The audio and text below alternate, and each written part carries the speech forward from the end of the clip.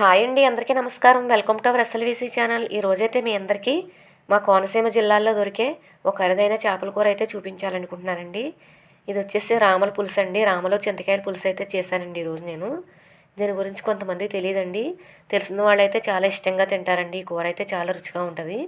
మీకు దీపావళి సీజన్ నుంచి ఇప్పటి వరకే దొరుకుతాయండి ఈ శీతాకాలంలో. మిగతా టైంలో దొరికినా అంత రుచి అనిపించవి ఈ చేపలు. చూసారు కదా, చింతకాయలు అయితే రెడీ చేసుకుంటున్నానండి. దీని ఖరీదు కూడా కొంచెం ఎక్కువగానే ఉంటుందండి చేపలు. ఇవి చేయటం కూడా చాలా కష్టం అండి, ఎగిరిపోతూ ఉంటాయి. బయట అయితే చేయించేసాం. నేల మీద బాగా పామి జిగురంతా పోయేంత వరకు వచ్చిన తర్వాత బాగా తోమేసి శుభ్రం చేసి ఇస్తారండి మనకి. మనం ఇంటికి వచ్చిన తర్వాత బాగా కడుక్కొని ఉప్పు వేసి తర్వాత దాంట్లో సరిపడ ఉప్పు, కారం, పసుపు అయితే వేసుకుని నేను కలుపుకుంటున్నానండి. మీకు చేపల కూర అంటే కొంచెం కారం ఎక్కువగానే పడుతుందండి. చూసారు కదా, ఇవన్నీ వేసుకున్న తర్వాత ఈ విధంగా అయితే కలుపుకోవాలి. కారం, ఉప్పు మొత్తం పట్టేలా కలుపుకొని ఒక పక్కన పెట్టేసుకుందామండి.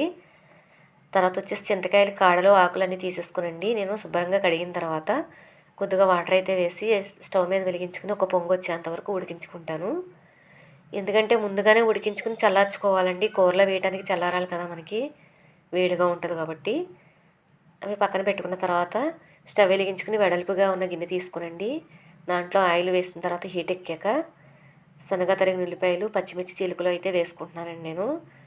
ఇవి బాగా ఫ్రై అయిన తర్వాత చూసుకుని మనం దాంట్లోకి ముందుగా మనం ఉప్పు, కారం కలిపి పట్టించుకున్న చేపలు అయితే ఉన్నాయి కదండి, వాటిని అయితే వేసేసుకుంటున్నానండి. మీకు రామల కూరకి ఎప్పుడైనా సరే వెడల్పుగా ఉన్న గిన్నె తీసుకోవాలండి. ఎందుకంటే అవి కలపడానికి అయితే కుదరదండి గరిటతోటి. ఈ విధంగా అన్నీ పేస్ట్ చేసుకున్న తర్వాత రెండు వైపులా పట్టుకుని ఇలాగా కుదుపుకోవాలి. ఇలా అనుకున్న తర్వాత నేను ఒక చిన్న టీ గ్లాస్ వాటర్ అయితే వేసి ఒక 2 నిమిషాలు లో ఫ్లేమ్లో పెట్టి కుక్ చేస్తానండి. చూసారు కదా, కొద్దిగానే వేసానండి వాటర్. ఈ విధంగా వేసుకుని రెండు వైపులా పట్టుకుని కుదుపుకుని మూత అయితే పెట్టి 2 నిమిషాలు లో ఫ్లేమ్లో పెట్టుకుందామండి. ఈ లోపు వచ్చేసి చింతకాయ రసం తీసుకుందాం మనం. చింతకాయలు మెత్తగా ఉడికినాయి కాబట్టి మనం చేతితో ఇలా మెదపగానే రసం అయితే వచ్చేస్తుందండి. ఆ రసాన్ని మనం చిక్కంలో వడపోసుకునే విధంగా చిక్కగా తీసుకోవాలండి, పలచగా అయితే తీయకూడదు. చింతకాయ రసం చూసారు కదా. ఇప్పుడు ఈ కాలంలో దొరుకుతాయి కాబట్టి రెండింటికి అయితే సరిపోతుందండి. చేపలకి, చింతకాయలకి, ఈ కూరకి చాలా అంటే చాలా రుచిగా ఉంటుంది. మనం ఉడికే కూరలో ఈ పులుసు అయితే తీసుకొచ్చి వేసేసుకోవాలి. చింతకాయ పులుసు చూసారు కదా. ఇలా వేసుకున్న తర్వాత ఈ విధంగా మళ్ళీ రెండు వైపులా పట్టుకుని ఇలా కుదుపుకోవాలండి. గరిట అయితే పెట్టకూడదు, ముక్కలు అయిపోతాయండి చేపలు అవి.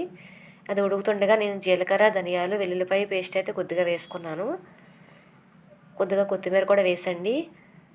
ఒక 10 నిమిషాలు అయితే మూత పెట్టి ఉడికించుకుందాం. చింతకాయ రసం మీకు వెంటనే చిక్కబడిపోతుందండి. 10 నిమిషాల తర్వాత చూద్దాం. మనకి చిక్కబడలేదు అనిపిస్తే కనుక ఒక 2 నిమిషాలు మళ్ళీ ఉడికించుకుందాం అండి లో ఫ్లేమ్లో పెట్టి. చూసారు కదా, ఇంకా కొంచెం పలచగా ఉంది. లో ఫ్లేమ్లో పెట్టి ఒక 2 నిమిషాలు కుక్ చేసుకుంటే అయిపోతుందండి. చూసారు, అయిపోవచ్చింది. మీకు వడ్డించుకునేటప్పుడు కూడా చాలా కష్టమండి ఈ కూర. ముక్కలు అయిపోతూ ఉంటాయి రామలవి. ఇలా పక్క నుంచి గరిటతో తీసుకుంటూ ఉండాలి ఈ విధంగా. చూసారు కదా, రాములో చింతకాయల పులుసు అయితే కర్రీ రెడీ అయిపోయిందండి. చూసారు కదండి, చాలా అంటే చాలా రుచిగా ఉంటుందండి. ఇగురు కూడా పెట్టుకోవచ్చు. ఇగురు కూడా చాలా బాగుంటుందండి ఈ కర్రీ. మా కూర అయితే మీకు నచ్చింది అనుకుంటున్నానండి. చల్లారిన తర్వాత చింతకాయ పులుసు అలా చిక్కగా అవుతుందండి. మా వీడియో నచ్చితే తప్పకుండా లైక్ చేయండి, షేర్ చేయండి, సబ్స్క్రైబ్ చేసుకోండి. థ్యాంక్ యూ అండి.